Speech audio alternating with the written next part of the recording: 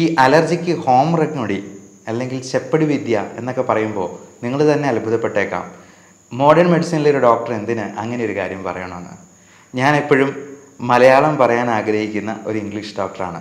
നമുക്ക് വീട്ടിൽ തന്നെ ചെയ്യാവുന്ന കാര്യങ്ങളൊക്കെ ചെയ്ത് നോക്കിയിട്ട് അതിൽ പറ്റിയില്ല എന്നുണ്ടെങ്കിൽ, അതിൻ്റെ ലൈഫ് സ്റ്റൈൽ മോഡിഫിക്കേഷൻ കൃത്യമായിട്ട് പാലിച്ചിട്ടും ശരിയായില്ല എന്നുണ്ടെങ്കിൽ നമ്മൾ കൃത്യമായിട്ടുള്ള ട്രീറ്റ്മെൻറ്റ് എടുക്കുക തന്നെ വേണം. ഈ അലർജിക്ക്, തുമ്മലിന്, നിർത്താതെയുള്ള മൂക്കൊലിപ്പിന്, മൂക്കടപ്പിന് വീട്ടിൽ ചെയ്യാവുന്ന ഒരു ഹോം റെമഡി. അത് നല്ല അത്യുഗ്രൻ ടേസ്റ്റുള്ള ഒരു ഹെൽത്ത് ഡ്രിങ്കും കൂടിയാണ്. അപ്പം അതിന് ചെയ്യേണ്ട എന്തൊക്കെ സാധനങ്ങളാണ്, ചേരേണ്ടത് എന്തൊക്കെയാണ് എന്നുള്ളത് നമുക്ക് നോക്കാം. തുമ്മൽ മാറാൻ ഒരു ഹോം റെമഡി. അലർജി പല പ്രശ്നങ്ങൾ ഉണ്ടാക്കാറുണ്ട്. മൂക്കടപ്പും തുമ്മലും കണ്ണു ചൊറിച്ചിലുമായിട്ട് അത് വരാം. അലർജി ശ്വാസകോശത്തെ ബാധിക്കുമ്പോൾ ചുമ, കഫക്കെട്ട്, ശ്വാസം മുട്ടൽ, വീസിങ്, വലിവ് പോലത്തെ പ്രശ്നങ്ങൾ, അത് സ്കിന്നിൽ അർട്ടിക്കേരിയ, സ്കിൻ റാഷസ് ഒക്കെ വരാം. അപ്പോൾ ഇതിൻ്റെ ബേസിക് കാരണം അലർജി തന്നെയാണ്. ഈ അലർജിക്ക് ഹോം റെമഡി അല്ലെങ്കിൽ ചെപ്പടി വിദ്യ എന്നൊക്കെ പറയുമ്പോൾ നിങ്ങൾ തന്നെ അത്ഭുതപ്പെട്ടേക്കാം. മോഡേൺ മെഡിസിനിലെ ഒരു ഡോക്ടർ എന്തിന് അങ്ങനെ ഒരു കാര്യം പറയണമെന്ന്. ഞാൻ എപ്പോഴും മലയാളം പറയാൻ ആഗ്രഹിക്കുന്ന ഒരു ഇംഗ്ലീഷ് ഡോക്ടറാണ്. നമുക്ക് വീട്ടിൽ തന്നെ ചെയ്യാവുന്ന കാര്യങ്ങളൊക്കെ ചെയ്ത് നോക്കിയിട്ട് അതിൽ പറ്റിയില്ല എന്നുണ്ടെങ്കിൽ, അതിൻ്റെ ലൈഫ് സ്റ്റൈൽ മോഡിഫിക്കേഷൻ കൃത്യമായിട്ട് പാലിച്ചിട്ടും ശരിയായില്ല എന്നുണ്ടെങ്കിൽ നമ്മൾ കൃത്യമായിട്ടുള്ള ട്രീറ്റ്മെൻറ്റ് എടുക്കുക തന്നെ വേണം. അതിനെക്കുറിച്ചും ഞാൻ ഇതിൻ്റെ അവസാനം പറയുന്നതാണ്. നമുക്ക് ആദ്യം ഈ അലർജിക്ക്, തുമ്മലിന്, നിർത്താതെയുള്ള മൂക്കൊലിപ്പിന്, മൂക്കടപ്പിന് വീട്ടിൽ ചെയ്യാവുന്ന ഒരു ഹോം റെമഡി. അത് നല്ല അത്യുഗ്രൻ ടേസ്റ്റുള്ള ഒരു ഹെൽത്ത് ഡ്രിങ്കും കൂടിയാണ്. അപ്പം അതിന് ചെയ്യേണ്ട എന്തൊക്കെ സാധനങ്ങളാണ്, ചേരേണ്ടത് എന്തൊക്കെയാണ് എന്നുള്ളത് നമുക്ക് നോക്കാം. ഇതിൽ വേണ്ടത് തുളസി ഇല, മഞ്ഞൾപ്പൊടി, നെല്ലിക്ക, തേൻ, വെർജിൻ കോക്കനട്ട് ഓയിൽ, ആവശ്യത്തിന് വെള്ളം, സ്വല്പം ഉപ്പ്. അപ്പോൾ തുളസിയിലേക്ക് എത്ര വേണമെന്നുള്ളത് നമുക്ക് തന്നെ തീരുമാനിക്കാം. നമുക്കറിയാം അതിൻ്റെ ടേസ്റ്റ് എത്രത്തോളം എന്നുള്ളത്. അതൊരു 4-5 തുളസി ഇല എടുക്കാം. അതുപോലെ മഞ്ഞൾപ്പൊടി ആണെങ്കിലും ആവശ്യത്തിന് എടുക്കുക. വെർജിൻ കോക്കനട്ട് ഓയിൽ 2 ടീസ്പൂൺ മതിയാവും. ഈ വെർജിൻ കോക്കനട്ട് ഓയിൽ എന്ന് പറയുന്നത് വളരെ പവർഫുൾ ആൻറ്റി ഓക്സിഡൻ്റ് ആണ്. അത് നമുക്ക് ഭക്ഷണം തന്നെ നമുക്ക് മരുന്നാകുന്ന ഒരു സംഗതിയാണ് ഈ വെർജിൻ കോക്കനട്ട് ഓയിൽ ഉപയോഗിക്കുമ്പോഴത്തേക്ക് നമുക്ക് കിട്ടുക. അത് സ്കിന്നിൻ്റെ ആർട്ടിക്കേരിയ, സ്കിൻ അലർജി പോലുള്ള പ്രശ്നങ്ങൾക്കും അത് നല്ലൊരു പ്രതിവിധിയാണ്. നെല്ലിക്ക, നമുക്ക് 2-3 നെല്ലിക്ക അതെടുക്കാം.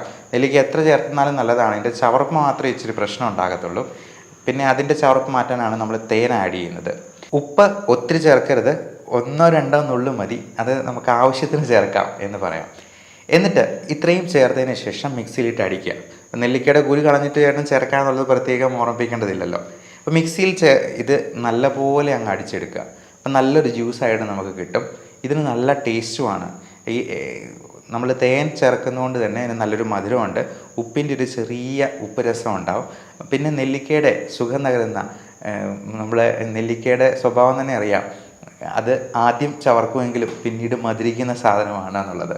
അപ്പോൾ ഈ സാധനം കഴിക്കുമ്പോഴത്തേക്കും നമ്മുടെ അലർജി ഒത്തിരി കുറയുന്നതായിട്ട് നമുക്ക് കാണാം. അത് രാവിലെ വൈകുന്നേരം ഓരോ ഗ്ലാസ് കുടിച്ചെന്നാലും കുഴപ്പമില്ല. ഇനി പറ്റിയില്ലെങ്കിൽ രാത്രി മാത്രം ഒരു ഗ്ലാസ് കുടിച്ച് നോക്കുക. അത് നമ്മുടെ ആകമൊത്തമുള്ള ഇമ്മ്യൂണിറ്റി വർദ്ധിപ്പിക്കുന്നതിനും ആൻറ്റി ഓക്സിഡൻറ്റ് പ്രോപ്പർട്ടിക്കും ഒക്കെ അത് വളരെ നല്ലതാണ്. മാത്രമല്ല ഇതിൽ അടങ്ങിയിട്ടുള്ള വൈറ്റമിൻസ് എല്ലാം, പലപ്പോഴും vitamin A, B, C, D, E, K ഇതെല്ലാം നമുക്ക് ഡെഫിഷ്യൻ്റായിട്ട് വരാം. അതുപോലെ പല ട്രേസ് എലമെൻറ്റ്സും, കോപ്പർ, മഗ്നീഷ്യം, സിങ്ക്, സെലനിയം തുടങ്ങിയ ട്രേസ് എലമെൻറ്റ്സും നമുക്ക് ഇതിന് പല ഭക്ഷണത്തിൽ നിന്നും കിട്ടാറില്ല. അപ്പോൾ ഈ ഒരു ഡ്രിങ്ക് കുടിക്കുമ്പോഴത്തേക്കും നമുക്ക് ഇതിനകത്ത് ഒത്തിരി ന്യൂട്രിയൻ ഡെഫിഷ്യൻസി പരിഹരിക്കാനായിട്ട് സാധിക്കും. വൈറ്റമിൻ ബി കോംപ്ലക്സ് എന്ന് പറയുന്നത് ഒത്തിരിയുണ്ട്. Vitamin B1 thymine, B2 riboflavin, B3 niacin, B4 എന്ന് പറഞ്ഞ ഒരു വൈറ്റമിൻ ഇല്ല, B5 പാൻറ്റോത്തനിക് ആസിഡാണ്, B6 പിറിഡോക്സിനാണ്, B7 ബയോട്ടിനാണ്, പിന്നെ B9 വരുന്നുള്ളൂ, അത് ഫോളിക് ആസിഡാണ്. B8 ഇല്ല, 10 ഇല്ല, 11 ഇല്ല, B12 മീഥൈൽ കോബാളമൈനാണ്. അപ്പോൾ ഇങ്ങനെയുള്ള വൈറ്റമിൻസ് എല്ലാം നമുക്ക് നമ്മുടെ ഭക്ഷണത്തിൽ ഉൾപ്പെടുത്താനായിട്ട് പറ്റണം. അല്ലെങ്കിൽ ഇതുപോലത്തെ ഹെൽത്ത് ഡ്രിങ്ക് പ്രത്യേകമായിട്ടൊരു മരുന്ന് പോലെ നമുക്ക് കഴിക്കാവുന്നതാണ്. അത് നല്ല ടേസ്റ്റും ഉണ്ടാകും. നമുക്ക് വീട്ടിൽ തന്നെ പ്രിപ്പയർ ചെയ്യാവുന്നതാണ്. ഇനി അലർജിയുടെ സ്പെഷ്യാലിറ്റി ട്രീറ്റ്മെൻറ്റിലേക്ക് വരാം. നമുക്ക് അലർജി എന്ന് പറയുന്നത് ഹൈപ്പർ സെൻസിറ്റിവിറ്റി കൊണ്ടുണ്ടാകുന്നതാണ്. അത് പലതരത്തിലുള്ള വസ്തുക്കളോടും നമുക്ക് അലർജി ഉണ്ടാക്കാം. അത് മൂക്കടപ്പും തുമ്മലും ശ്വാസകോശത്തിൽ ആസ്മ പോലുള്ള പ്രശ്നങ്ങളും ഒക്കെ വരാം.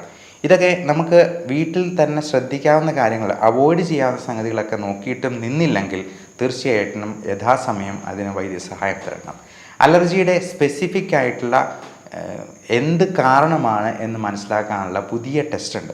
നമുക്കറിയാം ബ്ലഡ് ടെസ്റ്റിൽ ഈസ്നോഫിൽ കൗണ്ട് കൂടുതലുണ്ട്, അലർജി ഉണ്ട് എന്ന് നമുക്ക് മനസ്സിലാക്കാം. IgE കൂടുതലുണ്ട്, അലർജി ഉണ്ട്, അർട്ടിക്കേരിയയുടെ കാരണമുണ്ട് എന്നുള്ളത് നമുക്ക് മനസ്സിലാക്കാം.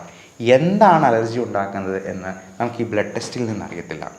അതിന് വേണ്ടിയിട്ടുന്ന ടെസ്റ്റാണ് സ്കിൻ പ്രിക്ക് ടെസ്റ്റ് എന്ന് പറയും. അതായത് നമ്മൾ 72 അലർജൻസിൻ്റെ ഒരു പാനൽ നമ്മൾ ഓരോ പഞ്ച് കൊടുത്ത്, അത് നമ്മൾ കുത്തി നോയിക്കൊന്നുമില്ല, ജസ്റ്റ് ഒരു പോറൽ ഏൽപ്പിക്കത്തുള്ളൂ. അപ്പം നമ്മൾ കോളം വരച്ച് കയ്യിലിങ്ങനെ മാർക്ക് ചെയ്ത് ഓരോരോ അലർജൻസ് ആയിട്ട് നമുക്ക് വയ്ക്കും. ഈ 72 എന്നുള്ളത് നമുക്ക് വേണമെങ്കിൽ കൂട്ടാം. നമുക്ക് സംശയമുള്ള വേറെ എന്തെങ്കിലും ഭക്ഷണ പദാർത്ഥങ്ങളുണ്ടെങ്കിൽ അതിൻ്റെ അലർജൻസും കൂടെ നമുക്കിതിൽ ആഡ് ചെയ്യാം. എന്നിട്ട് ഓരോന്നിൻ്റെയും റിയാക്ഷൻ നമ്മൾ നോക്കുവാണ്. അപ്പോൾ കൃത്യം നമുക്ക് മനസ്സിലാക്കാൻ പറ്റും ഇന്നതാണ് അലർജി എന്നുള്ളത്. പലപ്പോഴും നമ്മളത് അറിയാതെ പല ഭക്ഷണങ്ങളും കഴിക്കാറുണ്ട്. ഉദാഹരണത്തിന് ഗോതമ്പ്, പാല്. കഴിഞ്ഞ ദിവസം ഒരു വൈദ്യന് ചെയ്തപ്പോൾ അത് ഈസ്റ്റ് അലർജിയാണെന്ന് കണ്ടെത്തി. അപ്പോൾ ഈസ്റ്റൊക്കെ നമ്മൾ പോലും അറിയാതെ നമ്മുടെ ഉള്ളിൽ പോകുന്ന സാധനമാണ്. അത് അപ്പം അല്ലെങ്കിൽ ബ്രെഡ്, ബിസ്ക്കറ്റ്, മൈദ അടങ്ങിയിട്ടുള്ള സാധനങ്ങൾ, ബണ്ണ്, ഇതിനകത്തൊക്കെ ഈസ്റ്റ് ഉണ്ടാവും. അപ്പോൾ ഇതിന് അലർജിയാണെന്ന് കണ്ടെത്തിയാലേ നമുക്കത് ഒഴിവാക്കാനെങ്കിലും പറ്റുള്ളൂ.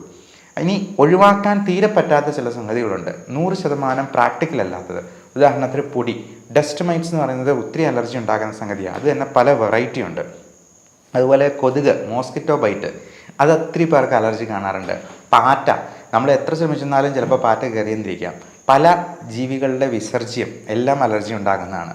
അപ്പോൾ ഇതൊക്കെ നമ്മൾ എന്താ ചെയ്യുക, ഇമ്മ്യൂണോതെറാപ്പി എന്ന് പറയുന്ന പുതിയ ലെവൽ ഓഫ് ട്രീറ്റ്മെൻ്റ് ഉണ്ട്.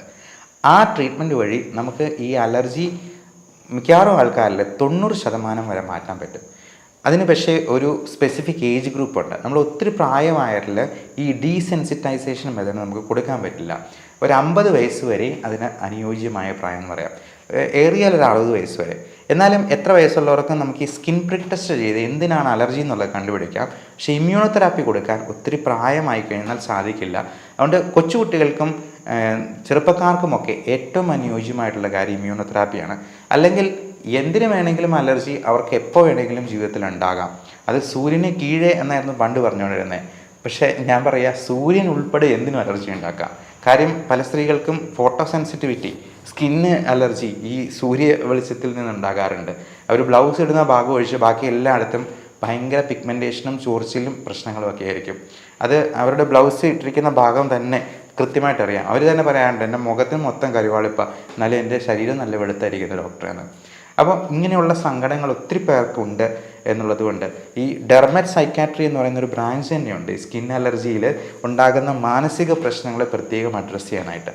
പ്രത്യേകിച്ചും സോറിയാസിസ് പോലുള്ള അസുഖങ്ങൾ, ഇതിനൊക്കെ ഫലപ്രദമായിട്ടുള്ള ഹോം റെമഡീസ് ഉണ്ട്. അത് ഞാൻ നേരത്തെ സോറിയാസിസിൻ്റെ ഒരു ഹോം റെമഡി പറഞ്ഞിട്ടുണ്ട്. അതുപോലെ കരിമംഗല്യത്തിന് ഉള്ള ഫേസ് പാക്കുകളുണ്ട്, നമുക്ക് വീട്ടിൽ തന്നെ പ്രിപ്പയർ ചെയ്യാവുന്നത്. ഇതിൽ നിന്നില്ല എന്നുണ്ടെങ്കിൽ, ലൈഫ് സ്റ്റൈൽ മോഡിഫിക്കേഷനും കൊണ്ടും ഫലവത്തായില്ലെങ്കിൽ നമ്മൾ യഥാസമയം കൃത്യമായിട്ടുള്ള ട്രീറ്റ്മെൻറ്റ് എടുക്കണം. അത് അലോപ്പതി തന്നെ വേണമെന്ന് ഒരു നിർബന്ധവും. ആയുർവേദമാണെങ്കിലും ഹോമിയോപ്പതി ആണെങ്കിലും ഒരു കുഴപ്പമില്ല. പക്ഷേ രജിസ്റ്റേർഡ് മെഡിക്കൽ പ്രാക്ടീഷണറുടെ അടുത്ത് തന്നെ പോയി ട്രീറ്റ്മെൻറ്റ് എടുക്കുക. കാരണം നമ്മളെക്കാൾ വിദ്യാഭ്യാസം കുറഞ്ഞ ഒരാളുടെ അടുത്ത് പോയി ചികിത്സ തേടുന്നതിൽ പരം ഒരു മണ്ടത്തരം വേറെയില്ല. അതിനാണ് നമ്മുടെ നാട്ടിലെ നിയമങ്ങളുള്ളത്. ഇതെല്ലാം ലൈസൻസ്ഡ് ജോബ്സ് ആണ്. അപ്പോൾ കൃത്യമായിട്ടുള്ള ട്രീറ്റ്മെൻറ്റ് കൃത്യ വ്യക്തിയുടെ അടുത്ത് തന്നെ പോയി എടുക്കാനായിട്ട് ശ്രമിക്കുക. ഇതിൽ എല്ലാ വൈദ്യശാസ്ത്ര ശാഖയിലും അവരുടേതായ ട്രീറ്റ്മെൻറ്റ് ഉണ്ടാകും. അത് കൃത്യമായിട്ടുള്ള നിയമസാധ്യതയോടുകൂടിയുള്ള ചികിത്സാ മാർഗം തന്നെ സ്വീകരിക്കാനായിട്ട് പ്രത്യേകം ഓർമ്മിച്ചുകൊള്ളുന്നു. നന്ദി.